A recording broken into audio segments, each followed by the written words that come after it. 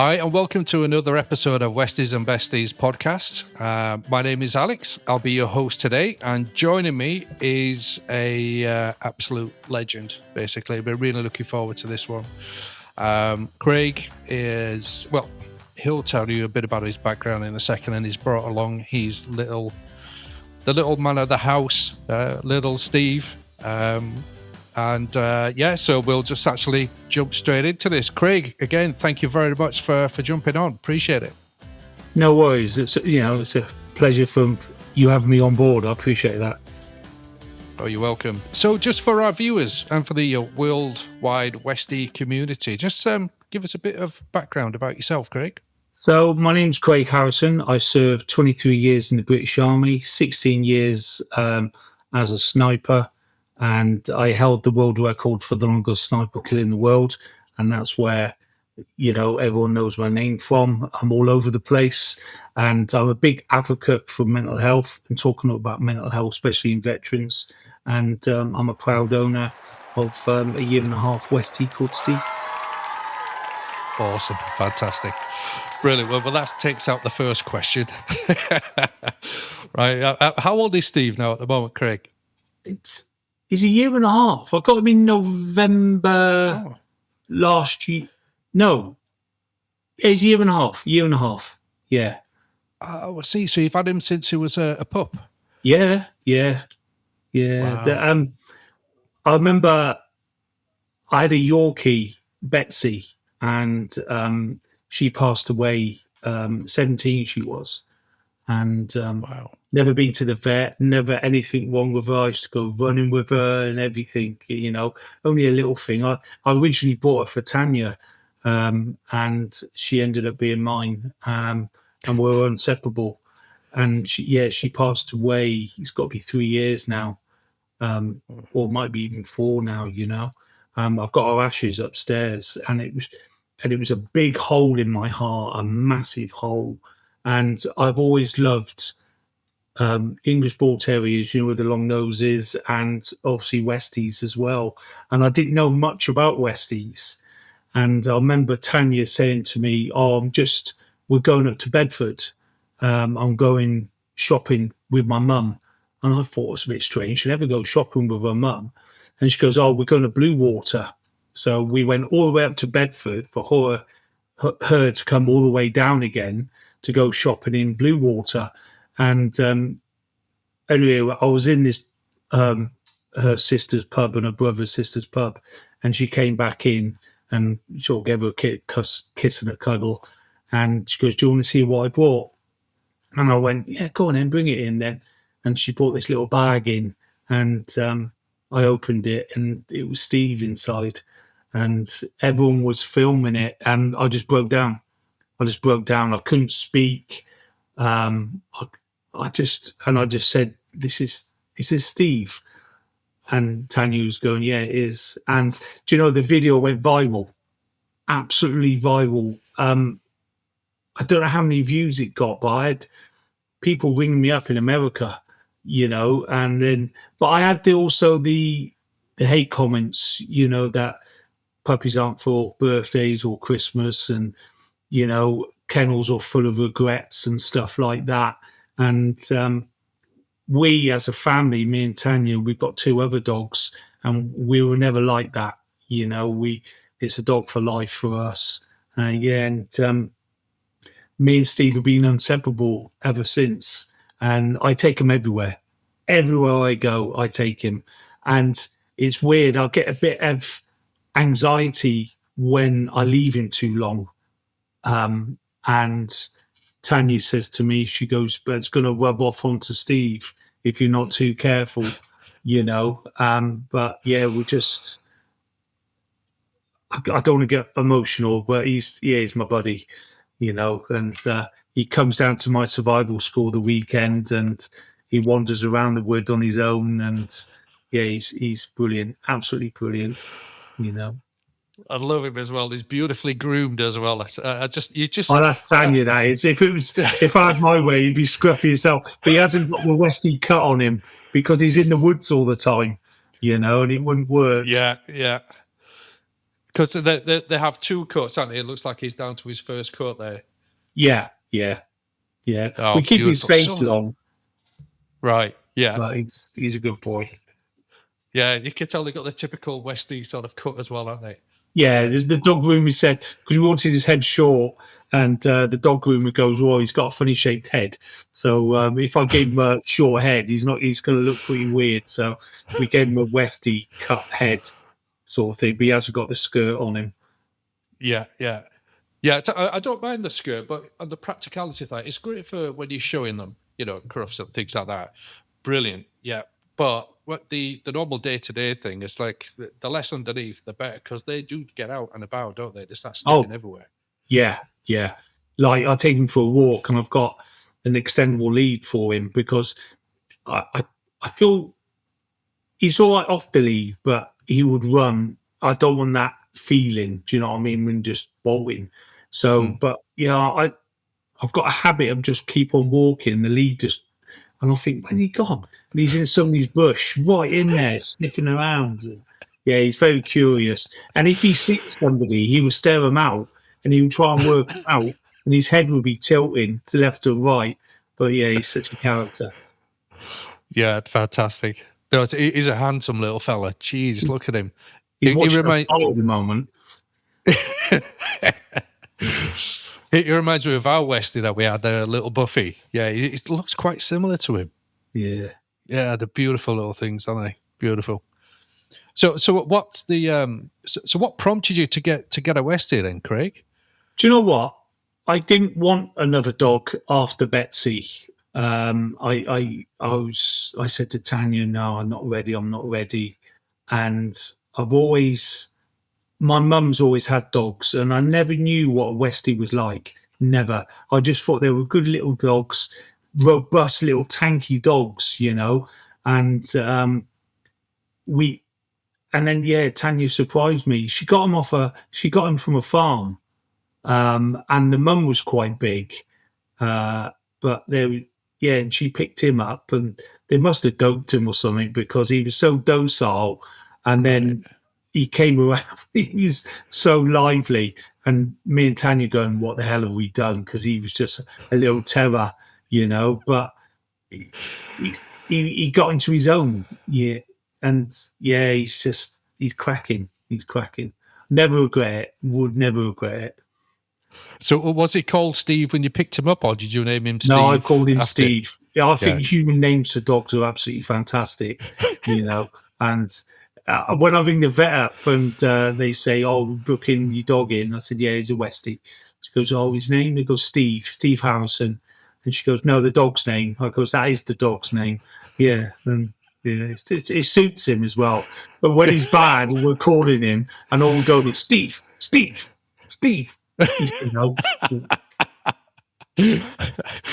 Oh, brilliant, fantastic! So, what have you discovered about the breed then? Since you didn't know much about the Westies before. Very stubborn. Mm-hmm. Eat anything. Yeah, loves socks for some strange reason. Right. Loves socks. Just mainly the stubborn bit, really, and the territorial bit. As in, I took him to dog classes because I promised Tanya that I would train him, and it didn't last long. I was getting told off by the lady, why is he on the extendable lead? I just want him to be a dog, When he's in the woods, I have him on a rope, but the rope just trails behind him. He's not tied up, but just in case he does bolt, or as long as because I get anxiety, as long as I can see the rope, I know where he is, and he'll disappear for 45 minutes and then come back again. He had a deer's leg the other day, and he buries things. I give him a pig's ear, and he'll go and bury it and dig it up the following weekend and stuff like that. But yeah, I think the territorial bit and the stubborn bit is the main sort of is the main characteristics that I've noticed with Steve. We got him castrated as well because he was humping everything, and that really calmed him down. and our concern was it would change his personality, but didn't change it at all. Didn't change it. He stopped humping, but his personality was exactly the same. Still a character, still a little tank. And everyone knows him around here. I get my medication down in where we live in a little village, and I take him in there. I take him into the shop, the little corner shop there, and everyone knows Steve. Oh, Steve, and they all stroke Steve for they say hello to me, sort of thing, But yeah, brilliant. Yeah, I find that actually, it's like, do you get this as well in your area? It's like you'll see people go to the same place with the dogs. You'll know the dog's name quicker than what you do with the human's name, the owner's Yeah, name. Do you get that as well? yeah, yeah. I walk him in this field, and hardly no one ever goes in there. So I let him off the lead, and he's pretty good. He'll run off with the ball and all that, but he doesn't bring it back. I have to walk after it. But he will run around. And how I get him back is I always sit on this park bench and just have a moment, have like a 10-minute, just depressurize from the day. And he will sit next to me, and he knows his park bench now. So he would always jump on it and wait for me. And I'll sit next to him. And that's when I put his lead back on and we go in. Nice. So he comes up and allows you to put it on because he's like, yeah, we're my dad now. He's fine. It's okay. Yeah. Now it's time to go. I've had a good sniff around, sniffed all the blades of grass. That's it. Does he go after squirrels and things like that? Or is he a bit more reserved when it comes to that? He does chase things, but luckily the woods I've got that I work in, there's not many squirrels in that wood sort of thing. But because he's on the go constantly, I've got him a deck chair. It's a fishing chair, so it's really comfortable, and it's Steve's chair. And so majority of the time, he's just, after he's done his little wander around to make sure the camp's okay, he would just sit on his chair and fall asleep. And yeah. Nice. Awesome. In front of the campfire as well. Is all. Oh, yeah. Loves it. Because Westies do love their comfort as well as they like going out and running around the place, don't they? Oh, yeah. I've got a little camper van, little bongo, and he's got a little corner in there, and he's got all these little cushions in there and everything, and he likes snuggling down. So, yeah, he's a good boy. Nice. Awesome. Have you got any sort of like hilarious and unforgettable stories about Steve since you've had it? Or is it too many? I mean, there's probably too many to mention, but he's just, there probably is too many to mention, but he's just a character, and yeah, he's just a character. He's just, Tanya goes, I reckon we always get done over every time we get a dog because they're always really docile. When we first get them, and then following day, they're just absolutely mental. And yeah, Steve was the same. But yeah, he hasn't done anything that stands out, but he's just a pleasure to be with. Awesome. So you mentioned earlier, he's good with other dogs. So like the interaction, the social aspect of Steve, is he quite good, or is he again? He's a nightmare with dogs. Absolute nightmare. Yeah, he's like. But I do if I walk in him and another dog's coming, I talk to Steve. I go, Steve, no, wait, and the other dog will approach. And I said, it's all right if he says hello, because Steve will be barking. And when he approaches the other dog, he's absolutely fine. It's just that initial seeing that other dog, and Tanya's really good with him as well. She trains him a lot, especially with his food and stuff. And I'm a nightmare. I just let him get away with murder, honestly, because I just feel he has to be a dog. And he's got the life at the weekends. He spends it in the woods. What more can a dog want? Perfect, isn't it? Perfect. Yeah. Particularly for a terrier breed as well. Oh. That's what they're bred for. Yeah, massively. Like I say, he came out with a deer's leg. He came out with a fox's head, like a half skull, not so long ago. And I thought, where the hell did you get that from?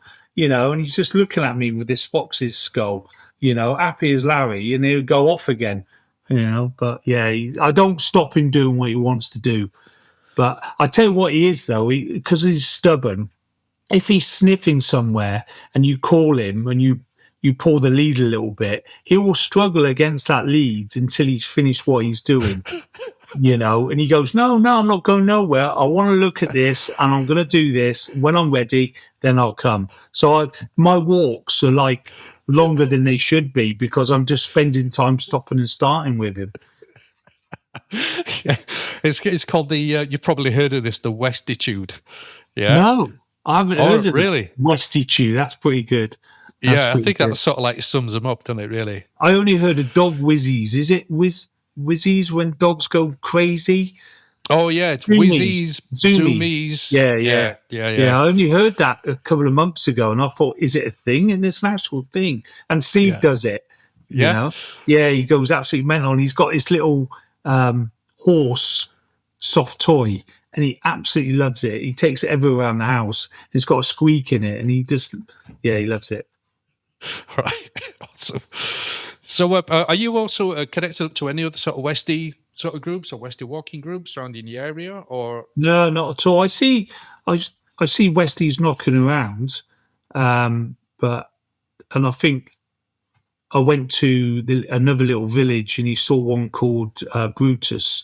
I took him in this churchyard and he was a big boy as well, and he got on really well with him. I don't know if they recognise the same breed, but I've been reading a lot about dogs and because I always thought they were colourblind, but they don't. They can see colour, but they can't see red, and I've just been reading a lot about them, and about what he likes to eat, like a little treat, like blueberries and stuff like that. And what else we've been giving him?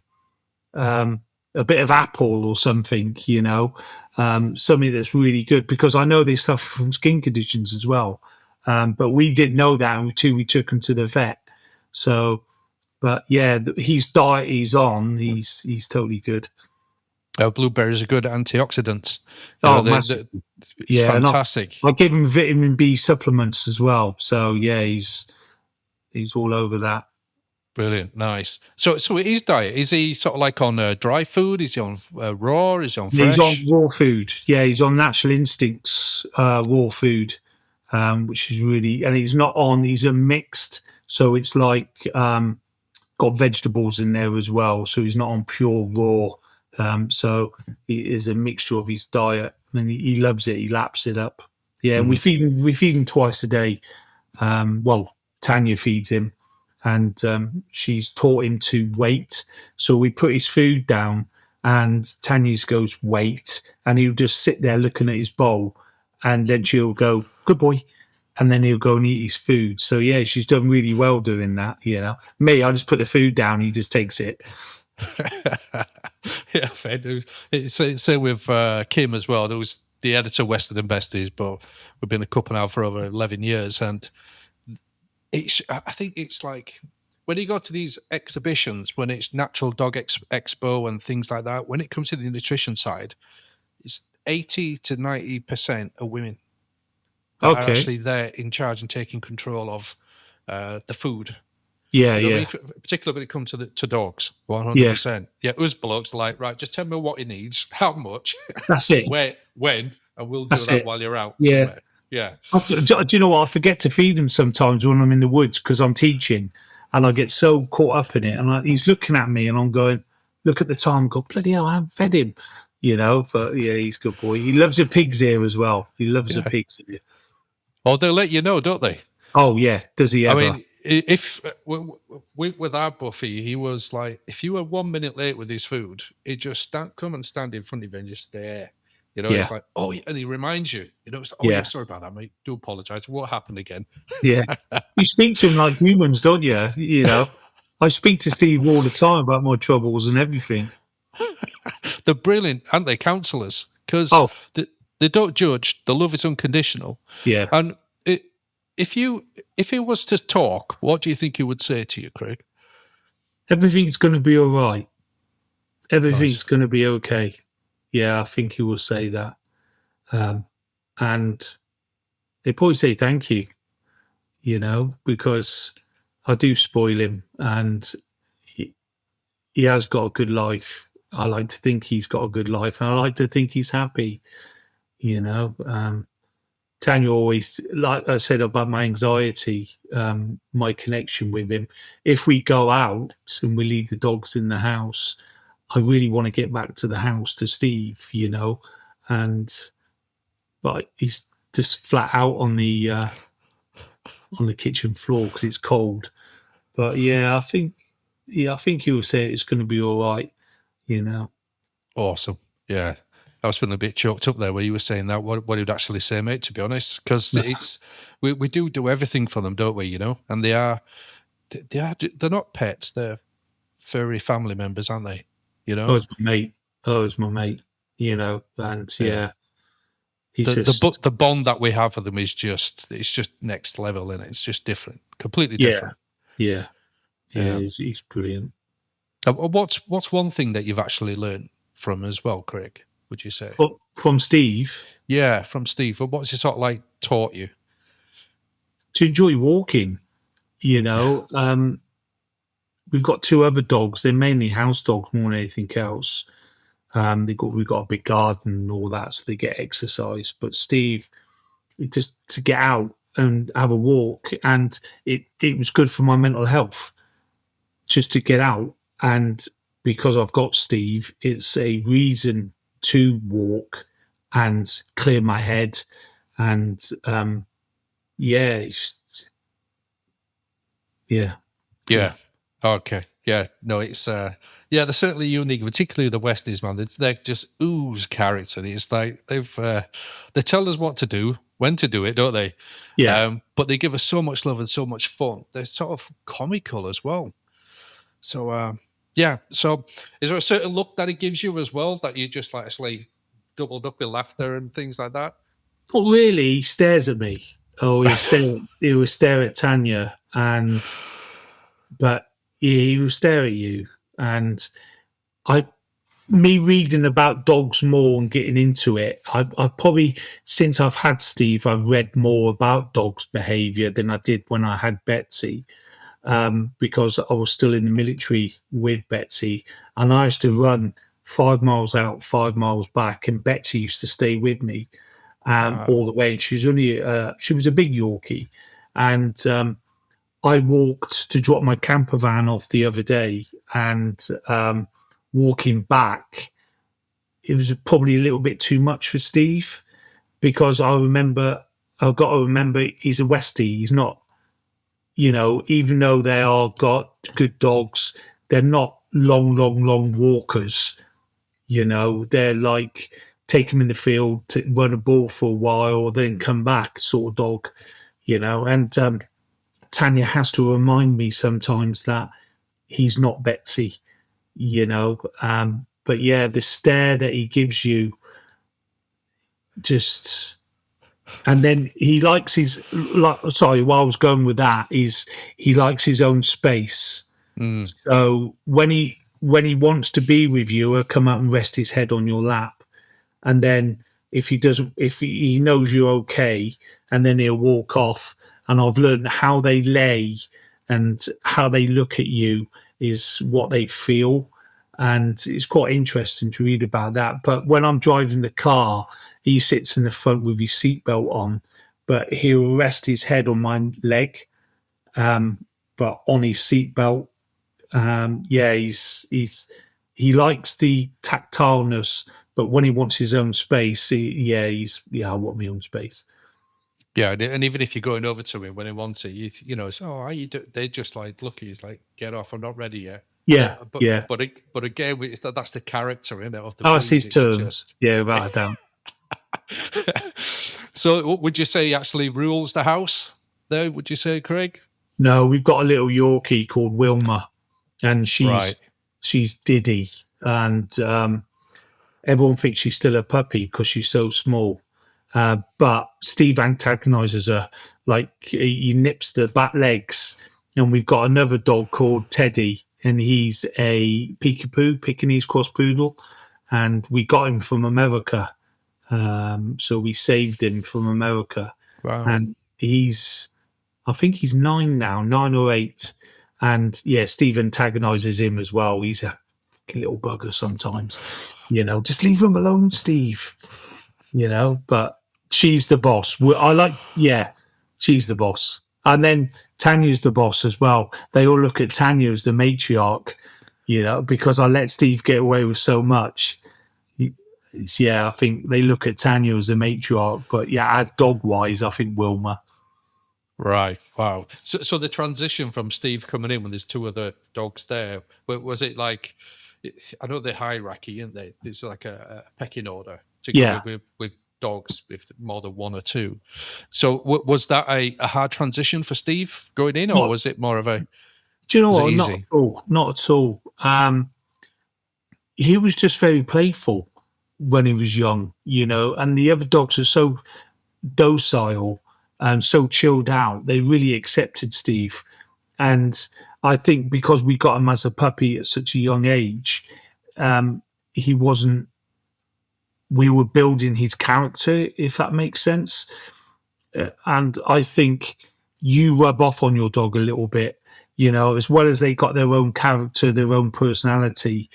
We rub off on them as well, I think, and how we are. So if we're down, they understand that we're down and stuff like that. And I think he just fitted in like a glove, really, And when Teddy barks, he barks at the telly now, and then Steve will bark at the telly and dogs and horses and God knows what. And they follow each other. But I would say Teddy's the top dog, but he knows the young buck, as they say, and he knows Steve's the young buck. Wow. Sort of very protective, like a bigger brother type thing. Yeah. But then the woman still rules them, and then Tanya rules the whole pack. Even me. Yeah. Right, awesome. Right, so what we'll do now, Steve. Steve. Oh, see? Bring him on. Like, annoy him already. Yeah. That's it. Right, Craig. Right, we're going to do a quick fire round, if that's all right. So, of course, answered by you on behalf of Steve. Okay, so we'll run through those. Right, so what's Steve's favourite snack? Pig's ear. Nice. Walks or cuddles? What does he prefer? Both. Okay. You mentioned this earlier. Squeaky toy or tennis ball? Oh, squeaky toy. A beach or countryside? Countryside. Zoomies level. So 1 being couch potato, 2 Tasmanian devil being number 10. Oh, probably a 9. Yeah. Wow. Yeah, wow. He goes for it when he's on one. Most used nickname besides their real name? Oh, Stephen McNeevy. Oh, right. Nice one. Yeah, Tanya calls him that. It's Stephen McNeevy. I don't know where it comes from. She always has little nicknames for the dogs. Is that when he's out and about and he's behaving a bit, or is that just like normal in the house when he's... Just normal in the house, yeah. Right, got you. Right, okay. Now, does he prefer belly rubs or ear scratches? Belly rubs. Awesome. Now, during a thunderstorm, does he hide under the bed or does he bark at the sky? No, none of them. He's really good. He's really, really good. He's chilled out, is he? Yeah. Does he snuggle up to you guys? Does he snuggle up more no, to he Tanya? He doesn't spend any notice. Yeah, we've got Teddy, the peekapoo. He's petrified, absolutely petrified. And he will look for me, weirdly enough. If I'm in the house, he will come looking for me, even though Tanya's the boss, and I have to comfort him. But Steve, he will look at Teddy and lick him and nudge him to say, yeah, it's all right, mate. It's all right, Wow, that's brilliant. Yeah. Wow. What secret guilty pleasure? Socks, digging, stealing toast, etc. All of them. All of them. Tanya just told me today he jumped so high on the kitchen cabinet that he managed to grab the dog treat that we give him before we go out. And Tanya didn't notice. He goes, Steve, what are you eating? And she looked, she goes, it's the bloody dog chew. So, yeah, he's cheeky. And he'd dig in the garden. If he got a scent, he would dig. And what was the other one? Stealing toast or stealing socks, that type of Yeah, thing. socks. Yeah, you take your sock off, he's gone with it. Right. Yeah. Right. The Westie style icon, is he neat or untidy or scruffy and proud? He's scruffy and proud because he's my dog. Yeah, he comes back from the wood. He goes out pristine. He comes back and he's brown. He's like a dirty fag butt. Do you chuck him in the bath then, or do you put him in the shower? But which one do you prefer? Well, it's got to the point now where I take him outside because he's so dirty that I just wash him with the hose pipe outside. With this nice weather as well. I know you're not meant to cool him down by wetting him totally, but just to wash him, he appreciates that more, that coldness. But yeah. Nice. And then dry him off with the towels and he's allowed back in the house. He likes the hairdryer, believe it or not. Really? Yeah. Wow. Oh, yeah, because they do that, don't they? The groomers. Yeah. So, more. Yeah. All right. Fair dues. Right, brilliant. That was great. Awesome. I get even more of an in-depth insight into the little Steve. Right then, going on to the quickfire round for humans. So, ready for this, Craig? Yeah, go on, far away. Right, so coffee or tea? None of them. Never, don't drink it. Likewise, yeah. But you just drink water all the time, yeah? Just drink water. Or, I like a Lucozade. More, well, I would say now and again, more often than I should. But yeah, likewise, mate. Yeah, because I only found out that Donald Trump only drinks Coke. Never really, does he? He only drinks Coke. No water, no tea, no coffee, just Coke. I only found that out the other day, and I was like, "What?" Yeah, and I'm very partial to a Lucozade. Yeah, right. Fair dues. Awesome. I didn't know about that about Trump. I know. Yeah. And he likes some McDonald's as well, doesn't he? Yeah, he does. Yeah. Yeah. Well, you can tell. Yeah. On a Sunday. Right. City break or country escape? Country escape. Nice. Early riser or night owl? Early riser. Dog walk podcast or playlist? Dog walk. If you were a dog, what breed would you be?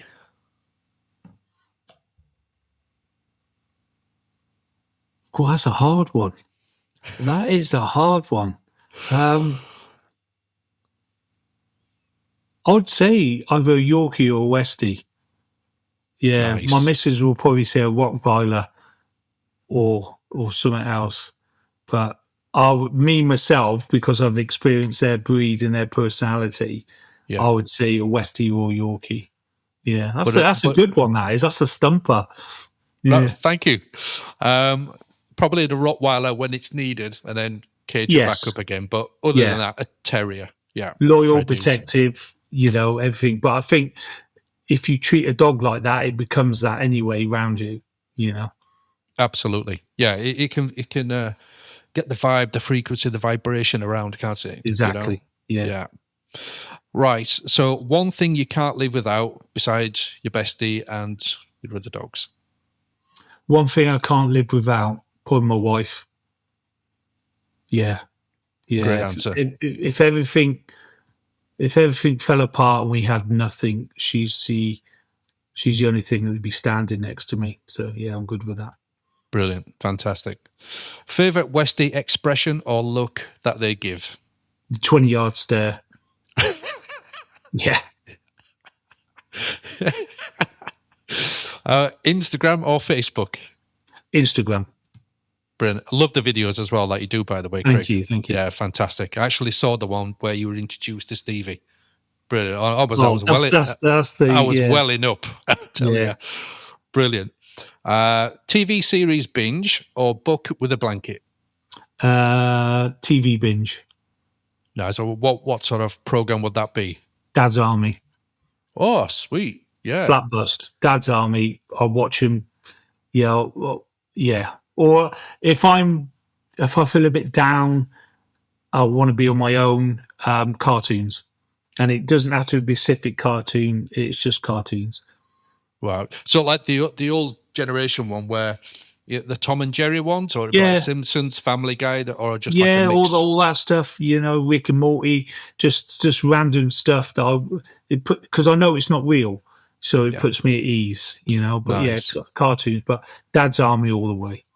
Brilliant, fantastic. Oh, we've had Sopranos, we've had Walking Dead, we've had Sex in the City, and all types of stuff. Dad's Army, this is the first, so that is brilliant. Yeah, I like that. Yeah, great, classic. So last is, what's your dog's contact name in your phone if they have one? Just Steve. Yeah. Just Steve. Box standard. Yeah, Steve's ringing, And I know when Tanya rings me sometimes, or I ring her from work just to check in, like sometimes she goes, Steve, stop, Steve. No, Steve. Yeah, so it's an annoying name, but I love it. Fantastic. That's brilliant. Craig, great. So Steve spends a bit of time with you on the weekends as well down at your survival school. So just for our audience, could you tell us a bit more about that? So when I left the military, I felt a bit lost. I work full time in the week, like 40 hours. And I started to give back to veterans that are struggling with PTSD and mental health, because I believe that some charities don't give you or give them what they need. And I've experienced it myself. So I started the Maverick Survival School. Why it's called Maverick is because it was my call sign on my last Afghan tour. And everyone, that's when I did the world record shot and stuff like that. So everyone knows me as Maverick 41. So I decided to call it the Maverick Survival School. And I realised that it just wasn't veterans that were suffering. Our police suffer, fire brigade and ambulance service suffer, and also civilians. So I've opened up to everybody now, and obviously they pay a little bit to come down to the school. But when we was offline then, and I said to you, they come down to relax and chill out, because nature releases a chemical, trees release a chemical to that happy hormone, that relaxing, and that's what the country does to you. And it's important that you do come down and chill out. And I always say it's that first, and then it's the bushcraft we learn second, and I won't say majority of the time, all the time, people swap numbers and they always meet up, or they come down again as the same group and stuff like that. So I know it's working, and it's been going for about 4.5 years now. And I'm a charity. So I try and get donations as much as I can and stuff like that. And Steve's a big part of it. If you ever go onto my Instagram, all the photos are there, Steve's in it, because he is a big part of the Maverick School. And I wouldn't leave him behind for nothing. So it's all like an accidental mascot, basically, to Maverick School, is he? Massively, massively. And everyone loves him. Everybody loves him, He likes a cheeky sausage in the morning as well, doesn't he? Fantastic. So where do people find out more about the courses? So I've got a website. If you just go on Google search, put the Maverick Survival School, it will come up. Click on there, and there's an email address on there. If you tip on there, it will come live to me or Tanya, and we'll answer it. And if you wish to book onto the school any point, we'll give you some dates that I've got spare. And come down. You don't need to buy gear either, like tent, sleeping bags. I can supply all that, so you're not, and I feed you while you're down there. So it's all, just get yourself down there and just relax and enjoy the atmosphere and enjoy my company, Harry's company who helps me out there, and also Steve's company as well. Brilliant, fantastic. That's great. So they could go to the website, and it's www.themavericksurvivalschool.co.uk. Yes, yeah. Brilliant, fantastic. It's also on the bio underneath as well, so people can just simply click on there. That'll give them a live link up to the website and find out more information about it. So do you predominantly focus in your within a radius of your area, or is it for not at all? I've had people from Yeah, I've had people from Germany. I've had people from Switzerland, people from Glasgow, Edinburgh. They all come down, to experience the school. And it's not just one day, it's a whole weekend. So you tip up on the Friday and you leave on the Sunday. And hopefully with a different outlook on life, should I say, because the woods I've got, it's changing all the time. I've got big plans for the woods as well that I got. So to make it more inviting for people as well. But what I've got works, and there's proof in the pudding, as they say. Brilliant, fantastic. No, that's great. I've been watching you over the past few years as well, Craig, and I've seen the progression. I know it hasn't been easy all the time, but when you're doing something right, there's never a straight road down to the easy path, is there? Really, to be fair. I always take life as a tree. They got that thing, haven't they? So you go up the root, you go up the trunk, you hit the branch, then you go down the twig, and then you go to the leaf, but the leaf's got little veins in. So there's always avenues that you can go down. So life's not just one straight road, that you can always branch off, and there's always hope. There's always support out there. And it's important that we talk as well when you're struggling. Yeah, absolutely. So people going there, what can they expect? Steve's going to be there. You're going to be there. They'll have... they'll come back with survival skills. Would they have qualifications as well from that? Or is it more of a... It's just more of a getaway, to be honest with you, just to learn more skills. And it's fun to learn, because one day you never know. It might be like bloody back to the Stone Age, the way this world's going at the moment, and the skills might be... what you've learned, you might have to put into practice. But you just, like I said, you come down first of all just to relax and chill out, and then secondly you learn bushcraft. So we do traps, snares, flint napping. I've got a game dealer that gives us pigeon, so we gut the pigeon, but we use the feathers to make an arrow. We do archery, axe throwing, fire starting, water gathering. So everything to do bushcraft, we cover in like a 2-day syllabus, and it's crammed, So you start at 7:30 in the morning and you don't finish till about 7 in the evening, and people are knackered, and they go, "Well, we're going to bed now. We're knackered," and that's what I want, because some people I've had come down that haven't slept without medication, with medication. And I've had people come down to the woods and sleep through the night without taking medication. And because it's what I deliver, and it's what the wilderness and the countryside gives you as well. 100%, yeah. Because there's no interference with Wi-Fi and stuff. It's Mother Nature, as raw and as pure as you can get in it. That's it. That's brilliant. Yeah. No, you're doing absolute fantastic stuff. And if there's anything that we can do for you as well, I mean, we'll give you some promotions, etc. We'll work with you consistently because you're a great bloke. We love Steve. We've never met him, but one day we hope to meet him someday down at your survival school as well. Yeah. If you ever go mobile, more than welcome to come down. That'll be great. Much appreciated. That's brilliant. Well, Craig, and give our best regards to Steve. And it's been a pleasure. Thanks for your time. And look forward to catching up with you again soon. Please do. Thank you. Thanks, Alex. You're welcome. Hi, we hope you loved today's episode of the Westies and Besties podcast. Don't forget to subscribe, like and comment, and tune in for the next episode. Now, if you'd like to be a guest, please feel free to contact us on the details below, as we would be delighted to share your story and to meet your Westie.